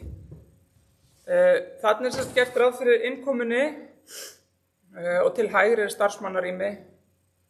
Og þarna er salur, við fáum mikið af skemmtiferðaskipahópum þannig að þarna sjáum við fyrir okkur að við getum bæði verið með einhverja viðburði, tekið á móti hópum og síðan er þá labbaður þessi tengigangur á milli húsana þannig að í raun og veru fer maður hvergi inn í húsið að utanverðu, maður fer bara inn í það í gegnum annað hús og hér, að því ég var að tala að þeir eru uppbygging loft, það mun þýða það að bitarnir halda sér. Þannig að þú horfir upp í gegnum bitana, upp í loftið. Og ég held að það muni breyta rosalega miklu og létta svolítið á sýningarýminu og gera það bæði fallegra og bjartara. Við erum náttúrulega ekki að fara að hleypa mikið dagsbirtan inn, en þú veist að sjálfsögðu ég held að verði miklu fallegra og gefi því svona meiri virðugleika. En þetta er náttúrulega algjörlega einkenni húsins sem þið sjáum, múrsteinarnir eru komnir hér inn. Það er líklega að verða götuhúsi með tímabundið sýningarrými eða eitthvað svona því að það er öðruvísi. Það er ekki alveg eins og Angró. Þannig að já. Ég man ekki hvort ég ætla að sýna ykkur eitthvað fleira. Nei, ég held ekki. Ég nefnir að sýna ykkur spurning. Jú, ég meina. Já. Það eru bara að koma fram, ég er bara að fara fram hérna. Varandi Angró-húsið, þess að liðið inn í húsinu, elstu. Já. Þess að, og nú erum við að taka taka húsin niður og byggja upp á öðrum stað. Já. Megi gera hvað sem við upprunum við, bara að þessi brýn húsin. Já, sko, í raun og veru erum við bara búin að taka það og laga það, þú veist, þetta bara grindin, skiljið, þú veist, það varð ekkert eftir í raun og veru af húsinu, af því það voru múrsteinarnir innan, þannig við tókum grindin og erum búin að laga hana, við erum ekkert að breyta henni. En við höfum verið mjög nánum samskiptum við Pétur og Minjastofnun, þau eru mjög upplýst allt sem við erum að gera, en í raun og veru erum við bara að reyna að bara reisa grindin og síðan verður klæðning í raun og veru sett utan á. Þess vegna eru allir þessi burðarbitar sýnilegra innan af því þeir verða styrktir utan. Það er bara, ég fóði eitthvað, það er fiskihúsið okkar. Já. Það er svona, ekki bara að kalla loft eða efri hæð í því. Og það skilst með séu mikið upprunni yfir. En það handlar náttúrulega, þetta er svona þvers og krust að halda þessu uppi. Þess að það er að leika sér eitthvað með þetta, hvað áfengt í þessu og bara stóðið það? Sko við fórum í það að því að nútíma byggingarreglugerðir eru flóknar. Við fórum í það að við fengum sérfræðing til að koma og greina timbrið og hversu sterkt það væri. Til þess að fá það bara vottað að þetta væri sannarlega alveg nógu góð sem grind fyrir svona hús. Þessi grind hún þolir alveg, þetta er ekki bara eitthvað gamalt skraut timbur sko. En svo náttúrulega reisum við alveg í kringu, en þannig að það er alveg hægt að gera það að því að sko eldra timbur er náttúrulega miklu sterkar heldur en nútíma timbur. Við vitum það bara. Já, ef það er uppbrunnið þá er frá 1880 timbrið og það er svona, ég ekki búið að hafa mörg að sé þetta. Þetta er svona það er ekki eitthvað aftasinn, neitt að nefnir. Það er svona krossvel. Já. Það er svona kjöldlóttin. Það var hægt að gera eitthvað skemmtilegt þetta, en ég bara spáði hvort maður mætti bara fyllt í þessu að þetta er svona gaman. Er ekki hús, er svona veldur, snýst hann ekki mjög miklu máli að utan, er það ekki? Þetta er bara, það er erfitt að Þetta er ekkert einfalt í þessum? Nei, það er mjög mikið eftir bara hverju máli fyrir sig. Já. Ég skoðaði víshúsið sko. Já. Og það er bara töluvert uppbyggingarlegt í því, meira en að sko sér utan frá. Já. Þannig að skaflarnir á húsið, þeir eru það notar fyrir okkum og luggum og öðru slíku, þannig að maður notar oft svona, það er oft svona þessi bútar sem er eftir, þeir eru notaður svona sem svona vísbending eða fyrirmynd af því hvernig er hægt að vinna svo verkið áfram. Já. Og það er náttúrulega að vinna þetta svona faglega, það er að gera úttekt og uppmæling á húsinu og gera svo tillögur í framhaldi.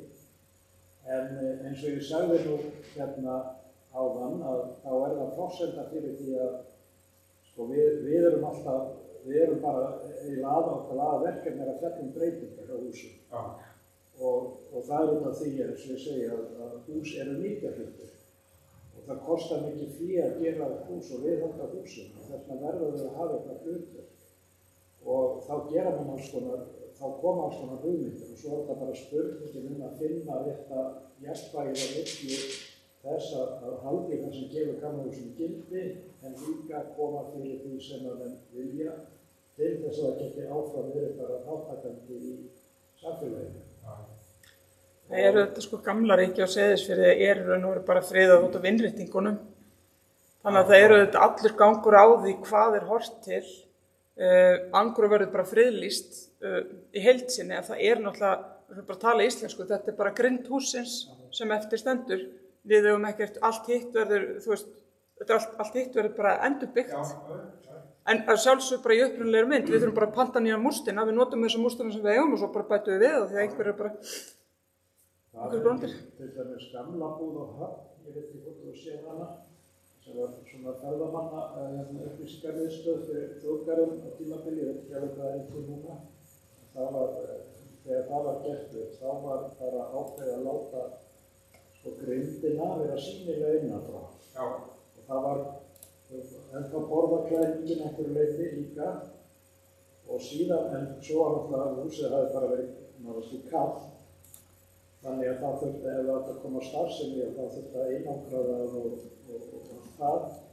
þá var bara sko sett, það var bara búið til önnur grind utan á gömlu grindina, ekki farið að fylla inn í, sko það hafði verið gert þegar þetta var minjasafnarnir og sléttum hann skamtur utan bæinn, þá hafði verið sett einangrun í grindina, lasteinangrun, og það var náttúrulega alveg, það var í rauninni alveg klán að húsið skyldi vera flutt, því að þá var hún rifin burt og það var allt rennandi breytt undir henni. Þannig að í svona tilvikum þá er langbest að búa bara til hjúpinn utan á, bara nýja, með einangrun og alveg því sem þarf, og þá sko þykknar húsið einhverja 20 cm, 10-15 cm, eitthvað svoleiðis utan frá, og bara hlutfallið breytast, en svona stóru húsi þá er það ekkert sem að sé. Og þá er eiginlega búin að uppfylla þessar kröfur og húsið þú horfir inn í það og sér alltaf fegurinn í gömlu grindasmíði. Þannig að menn þarf oft svona, það þarf eiginlega bara að finna réttu leiðinni hverju húsi fyrir sig. Það er til dæmis búið að breyta þaksmíðinu, það vantar eiginlega hálft þakið eða ekki vísum, það vantar eiginlega lift. Getur það ekki passað? Já. Það verður eitthvað spurningunum sko á ekki að gera aftur það formum eins og það var. Og svo var það spurning á að vera með, það var að hugmyndin að gera eitthvað svona skála við hliðina sem að horfur út yfir höfnina. En þetta var allt eftir að mótast, en þetta verður skemmtilegt verkefni. Og ég verður að segja eins og þakka bæjarstjóra fyrir góða kynningu og það er búið að vinna mjög fína grunnvinning, vil ég meina, í sambandi við þetta verndarsvæði. Og mér finnst það eiginlega kannski það er mjög mikilvægt að valda til verks. En það er líka mikilvægt sem að framkoma að gera sér raunhæfar væntingar. Þetta er langtíma verkefni. Það er mikilvægt að hafa þessa stefnu, en það er langtlöp að koma þessi kring. Og það er ekkert viti að fara í svona verndarsvæði nema sko hugurfylgi máli og menn sé að sko setja fram áætlanir sem einhver möguleiki á því að ná fram og þá gjarnan líka í ákveðnum skrefum.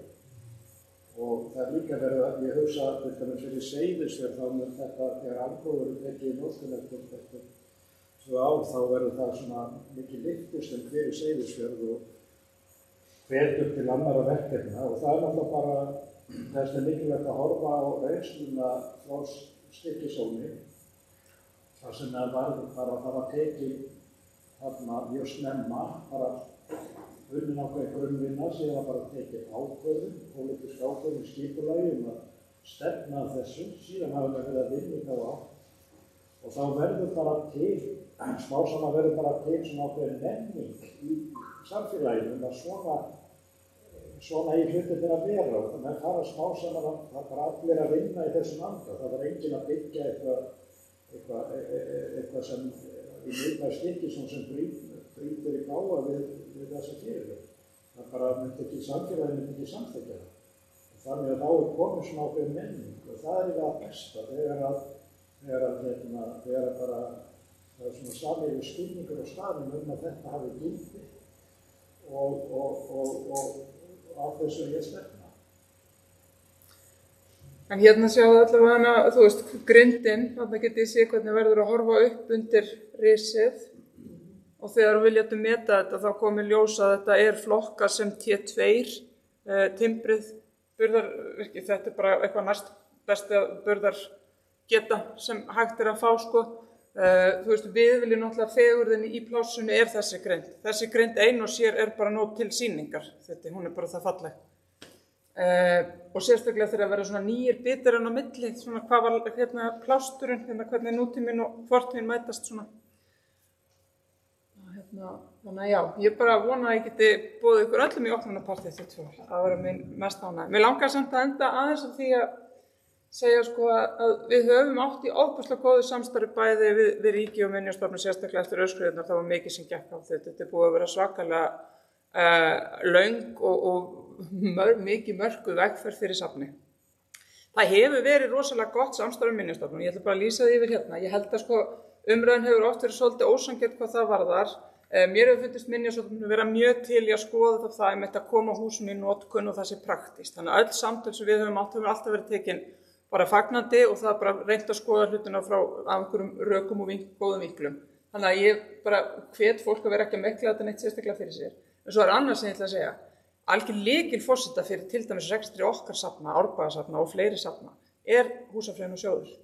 Af því að þessi smápeningar sem er kannski smápeningar á hverju ári, sem er kannski 1 milljón hér, 2 þar, þetta er bara grunnforsenda þess að við getum haldið gömlum húsum við og nota þau sem safnastaði og styrkt þessa ásjónu og alveg saman hvort það hverfisvernd eða verndarsvæði byggð, að þú veist, auðvitað er þetta algjör lykilforseta. Þannig að ég allavega segi fyrir hönd safnsins, ég er mjög þakklátt fyrir húsafriðunarsjóð, hann hefur reynst okkur afskaplega vel. En takk fyrir.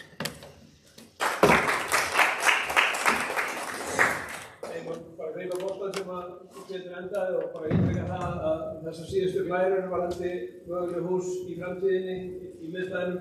Þetta er bara hugmyndavinna og einhver svo framtíðarsýn til einhverja næstu ára eða áratuga.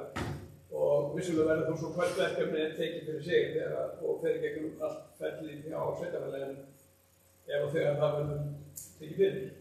En það er mjög mikilvægt að menn hafa einhver framtíðarsýn hvert þetta fara með þetta svæði. Nú er þetta verndarsvæði búið að vera í byggð og að vera í vinnslu 10 ár, loksins svo komið tilbúið og þá verða menn að horfa á næstu skref, hvað er mögulegt að gera til skamms og langs tíma.